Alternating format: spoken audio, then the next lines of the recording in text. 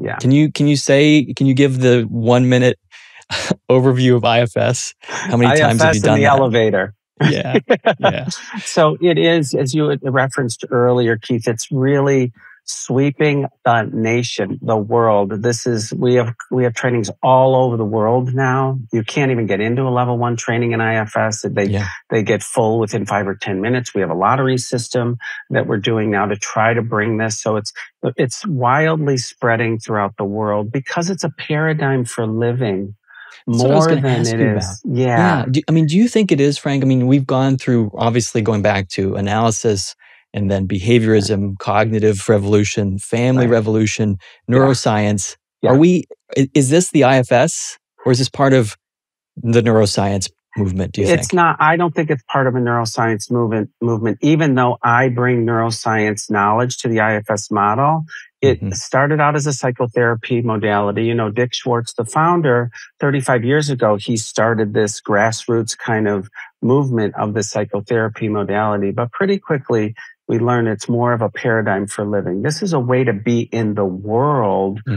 It's also a way to heal trauma or help with any, mental health related issues as a psychotherapy modality. But IFS is really spreading as a way of being in the world. I can say, for example, and, those of you who know the Inside Out movie can kind of easily identify with that. I was able to do Pixar kids animation movie. Exactly. Yeah. That's exactly right. And I did some work with Pixar around this idea of parts, and that everybody has parts. We all have them.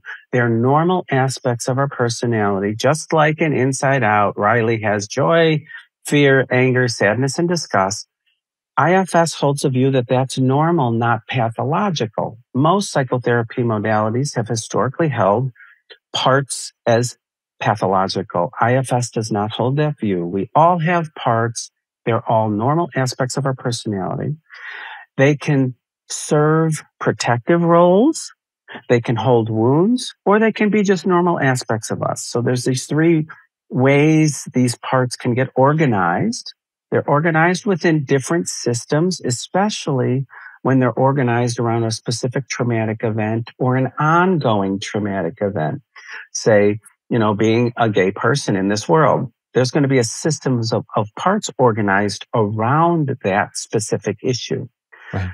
The other thing that IFS holds, which I think is really important, is that everybody has what's called self-energy, what IFS terms as self-energy. Now, other people call it different things, but it's a little more than meta-awareness, but some people would kind of refer to it as an executive functioning capability, traditional psychology, right? But we know it is a little bit more than that, right? You got it. It's like your essence, your soul, your core. I think of it as a state of being that is full of love and compassion and the inherent wisdom to heal. So, right. Traditionally, psychotherapists go to school, you learn a bunch of theoretical things, and you impose this knowledge on your clients, and they change. IFS holds a different view here. It says the client has everything it needs within itself to heal, and we help them access their internal wisdom. Okay. Right. Which is a very important piece here as we look at the LGBTQ plus group. Like as we're talking about that particular, because that's a core component for me when I'm doing this work, is the self of the client, the person. And we'll talk more about this as we get into this a little bit further. But in IFS in general, we all have self, we all have parts, they're normal, they hold protective roles, they carry wound, pain, hurt, and trauma, and they're just who we are. Right. Right. So it's a non-pathologizing way. That's one of the ways it's so transformational, that some of these symptoms, and that's I think such a key piece, can be a thread of our conversation here, that when somebody's behavior, let's say, or aspects of their personality, which include behavior, enter the therapy room, the therapist is going to respond to those parts of them, those aspects, in such a way that they're going to realize there's more than just that thing showing up in the room. Yes. There are other parts supporting that one facet, which may be in charge at that moment.